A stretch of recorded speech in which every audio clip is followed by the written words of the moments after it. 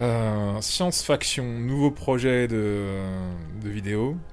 Parce que ça fait un moment que j'ai envie de faire des vidéos sur le sujet scientifique, notamment parce que depuis une vingtaine d'années, j'ai pu constater une certaine ambiance, disons, délétère propagée par des gens de la sphère sceptique, dont on peut voir certains éléments là en fond d'écran. Neil deGrasse Tyson, Michael Shermer et compagnie. Et un peu sur la manière, de la même façon, pardon, que ma série de vidéos Shitlog, j'ai envie de montrer des vidéos en fait de science où certaines choses me paraissent complètement absurdes. Voilà. Parce que je suis absolument pas contre m'éduquer et aller voir des vidéos scientifiques. Bien au contraire. C'est pas parce que j'ai une dent contre la pensée scientifique matérialiste et sceptique que je me ferme, et je trouve que c'est une bonne chose d'ailleurs de procéder comme ça. Avoir des pensées métaphysiques, avoir un intérêt pour des choses qui ne sont pas jugées par la science intéressantes malgré le renouveau de certains sujets comme l'ufologie assez récemment. Tout ce qui est du paranormal, etc. Beaucoup de choses y sont jetées. On jette le bébé avec l'eau du bain, je trouve. Et il y a donc une tendance sceptique assez agressive depuis une vingtaine d'années, mais j'ai envie de répondre à ça par non, je ne pas pour autant me fermer à la science. D'ailleurs, on ne devrait pas dire la science, mais les sciences. Et ceci dit, je trouve assez gonflé quand même de la part des scientifiques de tout le temps demander ci, de tout le temps demander ça, d'avoir une liste longue comme le bras de requêtes quant à la méthodologie, quant à ceci et quant à cela. Et quand je me tape des vidéos scientifiques où je constate que les gens expliquent mal, où il y a des aberrations, des incohérences absolues, qui rendent le discours complètement abscon, et j'ai pu en voir chez diverses personnes, que ça soit des sceptiques prosélytes, comme je les appelle, à la Astronogeek et compagnie, mais aussi des gens comme Science Étonnante, mais qui a au moins le mérite d'être une personne qui fait près du prosélytisme sceptique, qui fait des vidéos de science et qui les fait très bien. Mais ça a pu m'arriver de tomber sur des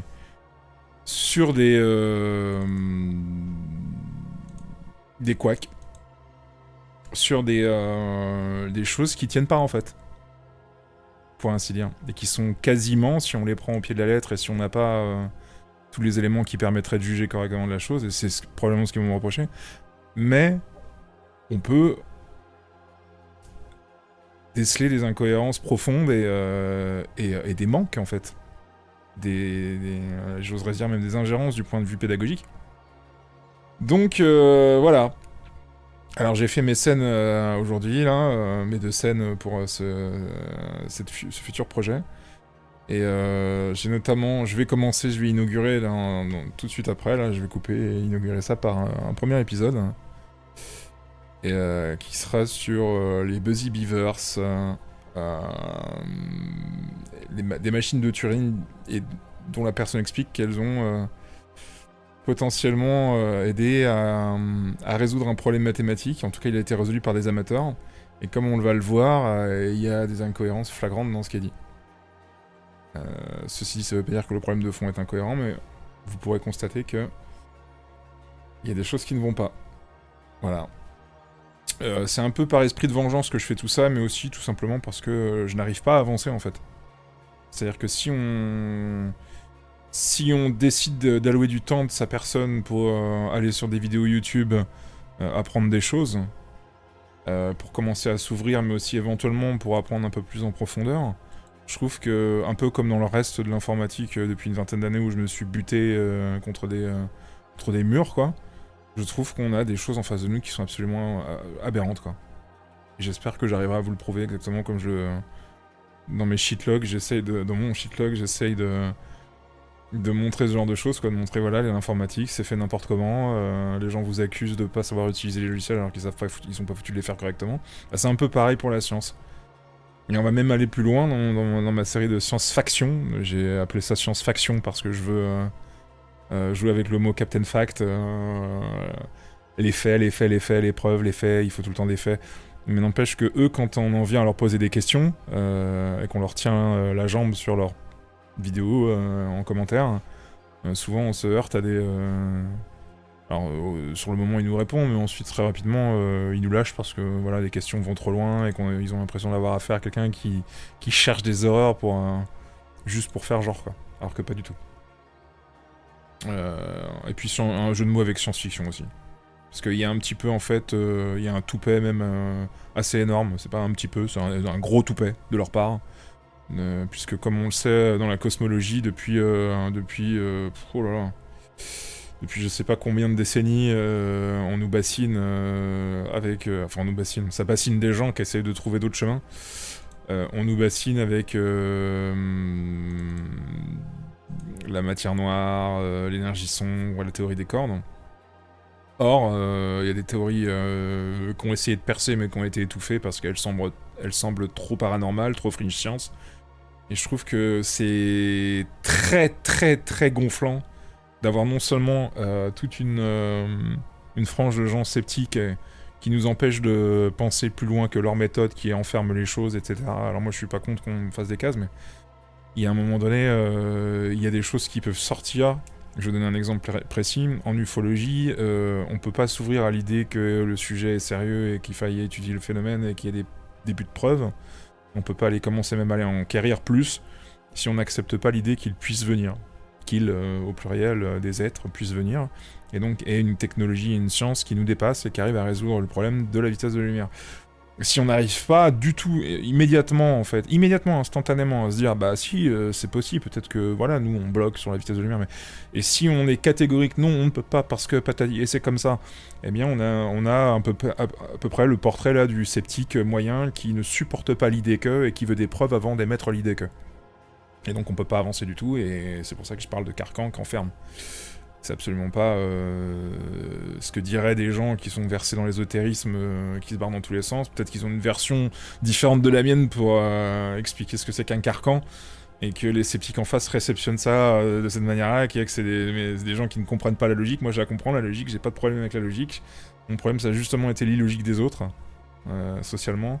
Mais par contre, je supporte pas que des gens qui se font les garants de la science et de la raison sur Terre, et qui se pensent être les derniers raisonnables sur Terre à pouvoir enseigner aux autres, et que le reste du monde n'est pas formé à la formation scientifique, etc., se permettent de dire vous avez des théories fringe science, vous vous basez sur des idées qui ne sont pas prouvées, vos théories sont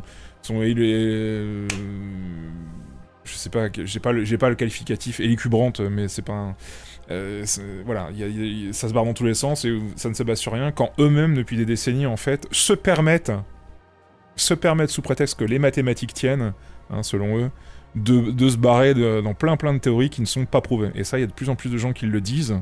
Ça a commencé par des gens très en marge, comme Jean-Pierre Petit en France, ou etc. Mais là, ça se compte par dizaines maintenant.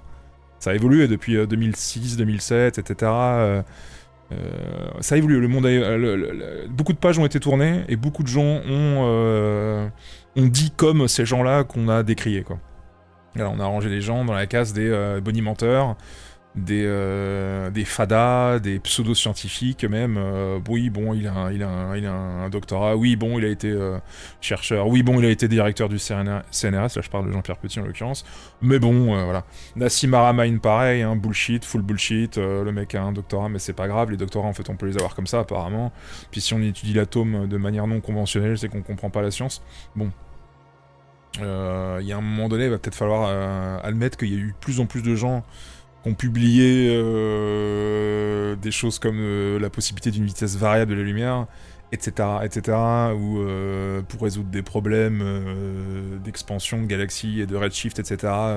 Je pense je crois que c'est un Genevois en Suisse, c'est du côté de 2018-2019, j'avais vu ça, qui avait émis un papier, une publication pendant sa thèse sur l'idée de bulles expansives et contractives dans l'univers, et que ça explique pourquoi il y a des décalages relativistes par rapport à nous de la vitesse de la lumière, enfin du redshift. Mais tout ça, en fait, si vous l'exprimez alors que vous n'avez pas de PhD, et si vous l'exprimez sans background scientifique, on vous rit à la gueule. Si vous avez un PhD où vous êtes en thèse, et que mais que vous avez des idées un petit peu trop qui se barrent dans tous les sens, pareil, on vous rit à la gueule. Et puis ça dépend de l'époque aussi. C'est en train de changer, mais ça dépend de l'époque. Mais pour ça, il a fallu des gens courageux. Donc voilà, j'en ai marre des prosélytes qui ont pignon sur rue sur YouTube et qui se la ramènent tout le temps et qui nous enferment et qui pensent qu'être un bon scientifique, c'est être un scientifique qui applique la méthode tant que j'ai pas de preuves, je bouge pas, ce qui est pas vrai. Et eux-mêmes ne le font pas de toute manière au boulot, donc c'est complètement ridicule. Et j'en ai marre aussi de cette arrogance de gens comme Neil deGrasse Tyson qui se permet d'ouvrir sa gueule sur divers sujets alors qu'il a pas publié un seul papier scientifique depuis des décennies. Ce mec-là fout rien à part faire en vendre sa propre image. Et d'ailleurs, il a été démoli, là je le dis, mais il a été démoli de la même manière, et même plus encore, par Gary Nolan, qui est un scientifique qui a beaucoup plus travaillé et produit que ce gars-là, qui a eu un prix Nobel ou qui a été nominé pour en avoir un, et qui s'intéresse au sujet OVNI, et c'est comme ça que à l'ufologie, c'est comme ça que je l'ai connu. Mais un type sérieux et qui constate que ces gens-là en fait n'ont rien de scientifique en fait. Les Michael Shermer, les James Randi c'était un prestidigitateur, là je l'ai pas mis en photo, mais qui a fait partie de toute cette clique de gens sceptiques et qui cassent les couilles à tout le monde en fait, limite qui voudraient, s'ils pouvaient, vous couper les neurones au bistouri pour vous empêcher de penser que vous avez vu un triangle en sustentation parce que c'est pas possible et puis que ça doit être circulaire et que ça doit être la lune quoi. Vous avez des gens comme ça et qui foutent rien en fait. Qui foutent rien. À part se donner l'image comme des gamins de 7-8 ans qui ont compris que la science était cool et qu'il fallait paraître intelligent dans la cour de récréation. Ce que je veux bien comprendre, hein, on a tous le droit, moi, mais y compris, je me suis battu pour essayer de faire comprendre aux autres qu'ils étaient... qu'il y avait de la bassesse ambiante, qu'ils étaient stupides, qu'ils étaient violents, et on me dit « Ah, tu veux faire la promotion de ton intelligence ?» Non, moi, personnellement, Et d'ailleurs, c'est marrant comme je suis cohérent, puisque moi, je ne fais pas du prosélytisme de la science, ni du prosélytisme de quoi que ce soit qui paraisse pour une image de ce que c'est que l'intelligence. Je n'ai pas besoin d'étendard, j'ai pas besoin d'être un porte-étendard, en fait. Donc voilà, il y a des gens qui me saoulent, et ces gens qui me saoulent... il faut leur renvoyer l'image qu'on comprend bien, en fait, ce qu'il y a dans les sciences et qui est intéressant. Malgré tout, ça n'empêche pas qu'on puisse s'ouvrir à des théories, et qu'on puisse les ranger dans l'étagère mentale et les évaluer au quotidien. Et certes, il faut de la solidité dans nos théories et aussi dans les éléments qui les soutiennent, mais de là exiger de la preuve tout le temps, non, et surtout pas quand on se permet soi-même, en fait, d'être des charlatans qui, pendant des décennies, en fait... se permettent de se baser sur un truc hypothétique, disent les maths tiennent, et moi je vais vous prouver, dans un science-faction qui va venir assez vite, je pense dans les 5 premiers, et je vais en venir à la vidéo d'un... Je crois que c'est un jeune français qui est très reconnu, qui à un moment donné, je crois que c'est sur le nombre... sur l'équation... 1 sur... oh, merde, c'est quoi, c'est un truc à la Ramanujan, bref, un demi de 12, je sais plus quoi, là. Et on a des équations complètement what the fuck où vous obtenez un x égale 9x à la fin, quoi. Et ça les dérange pas. Ça les dérange pas parce que ces gens-là sont au top niveau mondial et que selon eux ça tient sur le long, quoi. Mais ça tient sur le long comme sur une page Facebook ou autre ou sur un réseau social. Vous avez une pauvre équation balancée par des lycéens en mode blague et qui comporte en fait un sophisme à un moment donné. Voilà. Mais ça dérange pas ces gens. Ça tient dans leur tête. Il y a pas mal de conneries sur l'infini, etc. que je vais essayer de débunker aussi. Et j'utilise le terme débunker à dessein. Pour bien me foutre de leur gueule, parce que ils disent on a débunké, on a déboulonné, alors qu'en fait il y a beaucoup de choses qui sont déboulonnées et débunkées qui ne sont pas bien faites. Et ça, j'ai pu le voir à un moment donné sur un site de la zététique entre 2005 et 2007 ou 2008. Par là. À l'époque, je me prenais déjà la tête avec ces gens-là. Alors ça a évolué, la zététique, ça a beaucoup évolué. Il y a eu des guerres, il y a eu des plein de trucs, il y a eu des retournements de partout. En ce moment, c'est en train de s'effondrer. Parce qu'il y a eu tellement de charlatanisme, et pareil, tellement de gens, en fait, qui sont contre le charlatanisme et qui sont eux-mêmes, en fait, des trous de balles, qui ont rien dans le crâne. Et moi, j'avais vu à l'époque un article... qui était édifiant, quoi, où on voyait des erreurs de logique, alors même que le type essayait de faire la démonstration d'erreurs de logique dans le papier de l'autre, mais dans le sien, il y en avait aussi. Il y avait des manques assez terribles de logique interne à ce qui était dit, quoi. Le type exigeait que l'autre fasse ci, exigeait que l'autre fasse ça, mais en même temps, il y avait une espèce de, en négatif, de logique pour équilibrer ça, et qui était pas appliquée, quoi. J'avais eu le plaisir, quelques années après, de tomber sur un article totalement par hasard sur internet où un type disait la même chose que moi. Je me suis dit, ah, bah, je suis pas fou alors. Je suis pas fou, le mec... Et en plus, le mec fait de la science. Fait de la science. Et une chance. Et la zététique, voilà, c'est un mythe, hein, c'est une idée, c'est un mot qu'on donne pour essayer de dire on est très intelligent, on est très sceptique, et nous on a une méthode qui est infaillible. Il n'y a pas de méthode infaillible, ça aussi j'essaierai de le prouver. Il n'y a pas de méthode infaillible qui mène à la vérité, c'est un ensemble de choses qui pointent vers... Et on n'a pas beaucoup d'autres solutions que de utiliser tous ces outils qui convergent vers un endroit qui n'est pas exactement géométrique, et c'est ça l'intelligence, et c'est comme ça qu'on arrive à avancer. Mais il y a aussi des sauts à effectuer, cognitivement. Et il y a aussi des choses qui sont intuitivement comprises, comme le raisonnement bayésien peut en attester en quelque sorte. Attester, je sais pas si c'est le bon mot, mais en tout cas, l'illustrer. Ça a été un débat pendant des siècles, hein, en tout cas au 19e, il me semble, avec des gens comme Russell, etc. Il y a eu la question à un moment donné de savoir si l'intelligence pouvait... C'est la philosophie de l'esprit, c'est comment est-ce qu'on peut arriver à la vérité, etc. C'est de l'épistémologie, etc. C'est aussi des choses en relation avec les mathématiques, avec des notions de groupe et de ce qui appartient dans un groupe et ce qui appartient pas. Parce qu'il y a de la géométrie dans la pensée. Et moi, ça m'emmerde de voir des gens oser insinuer qu'il y a de la méthode et de la méthode et de la méthode et que de la méthode, et avec la méthode, voilà, tout se passe bien. Oui, oui. Non, il y a une méthode qui marche, effectivement, c'est de faire un cercle et de se mettre à l'intérieur et de dire tout ce qui est en dehors, je le prends pas en compte. Ça, effectivement, ça réduit le périmètre, et comme tu as réduit le périmètre, il y a une surface de contact entre ton cercle et l'extérieur, et c'est très pratique pour dire j'ai là, sur cette ligne-là, quelque chose qui apparaît. Mais en dehors de ça, mon pote, les choses continuent, et elles continuent sans toi, et avec ou sans toi. C'est pas... Il n'y a pas de vérité absolue par la méthode, il y a un ensemble de petites méthodes, mais pareil, j'essaierai de faire la distinction, si je le peux à un moment donné dans un épisode, entre méthode et méthode. C'est-à-dire entre méthode véritable et méthode, on utilise le mot méthode, mais c'est pas vraiment quelque chose qui pourrait s'appeler de la méthode. Mais ces gens-là sont très forts pour embobiner tout le monde, très forts pour utiliser des mots qui vont très vite, et très forts pour considérer qu'on est tous des ploucs et qu'on comprend rien. Moi je suis pas un spécialiste, mais j'aime les mots, et j'aime la définition, mais encore plus l'explication, le sens des mots. C'est-à-dire qu'on peut toujours gruger avec une définition, ça c'est censé tenir en une phrase ou deux, il y a toujours un sophiste pour se ramener, pour la renverser. Mais avec de l'explication, on fait beaucoup plus le tour des choses. Et je trouve que il y a aussi une prétention chez les scientifiques d'avoir une espèce d'efficacité fulgurante avec la méthode, avec un esprit ceci, un esprit cela, et puis moi j'élimine tout, et puis j'arrive à la vérité.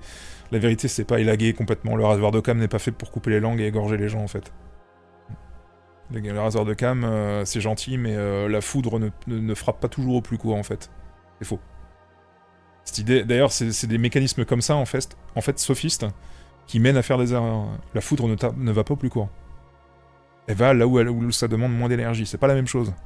Donc les scientifiques, d'ailleurs, les vrais, sont très forts pour corriger ce genre de choses, pour aller profondément dans la sémantique, plus profondément que certains autres qui jouent des images. Et quand bien même ceux-là arriveraient aussi à faire des corrections des fois de leurs propres paroles et dire « Ah, mais non, mais je me suis trompé, c'est vrai, etc. » N'empêche qu'ils jouent beaucoup au quotidien de cette idée, et de « je me suis mis un costume, j'incarne tel truc », et les mecs n'ont pas pu plier depuis Mathusalem, quoi. Ils ont rien foutu, et si ce n'est fermer les yeux sur... et s'acoquiner avec des gens qui soutiennent des théories qui... Moi, ça me dérange pas qu'à un moment donné, qu'il y ait des trucs comme la string theory, la théorie des cordes. D'ailleurs, j'ai pas autorité pour me prononcer là-dessus, mais moi j'écoute des gens qui ont des compétences, qui disent des choses intéressantes là-dessus, et qui expliquent très bien qu'il y a c'est quand même gonflé de se faire traiter de charlatan ou de fringe scientiste ou de pseudo-scientiste quand on est finalement plus cohérent dans ce qu'on dit, et qu'on a un désir d'avoir des retombées immédiatement dans l'expérimentation, etc. Je pense à la théorie de Jean-Pierre Petit, le projet Janus par exemple, qui a des prédictions. Qui a des prédictions dont pas mal ont été confirmées, alors qu'il y en a 0 pour la théorie des cordes. 0. Donc il y a un moment donné, faut se regarder en face. Il y a un moment donné, faut arrêter les conneries. Et ces gens-là n'arrêtent jamais. C'est le problème, ils s'arrêtent jamais, il faut les arrêter, et il faut leur faire comprendre que la vie, c'est beaucoup plus difficile que de jouer d'une image, et je suis pas en train de dire que toutes les vidéos scientifiques à caractère scientifique sur YouTube sont à chier, que c'est que des idiots, que etc. C'est pas vrai, mais disons que j'ai de plus en plus de mal à regarder des vidéos scientifiques parce qu'assez rapidement, je spot beaucoup plus rapidement qu'autrefois. Spotter, c'est un verbe anglais. C'est-à-dire, je détecte beaucoup plus rapidement les choses qui ne vont pas et qui peut-être je pinaille comme quelqu'un pinaillerait pour se rendre intelligent et pour casser la pédagogie en face et dire ah j'ai gagné contre le professeur, mais ça n'est pas ça.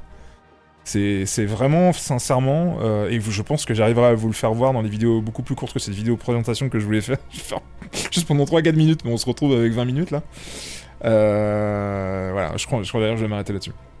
Voilà, j'ai dit l'essentiel, et de toute manière, vous entendrez des autres choses pendant ces vidéos-là. Merci d'avoir regardé cette vidéo de présentation. 20 minutes. Mais il fallait quand même essayer de présenter un petit peu l'arrière-plan. Juste un petit détail, ça s'appelle Science Faction. Mais j'essaierai de faire une vidéo, une playlist de vidéos dédiée à casser ce que font les sceptiques. Ok ? Ce qui sera légèrement différent. Là, je me suis un peu entouré de l'imagerie des sceptiques, etc. Mais ça va pas tourner là-dessus. Ça va tourner vraiment sur c'est pas non plus une playlist dédiée à des théories scientifiques complètement fantaisistes comme la théorie des cordes, etc. Défendable ou non. Et non, c'est pas ça la question. La question, j'ai appelé cette playlist Science Faction pour bien mettre l'accent sur fact et sur le moment où les faits deviennent fiction. Et même de la bouche des scientifiques. D'accord ? Tout le monde peut faire des erreurs, et vous pouvez dire des choses qui sont un petit peu stupides aussi. Vous aussi. Voilà. Merci. Bon visionnage.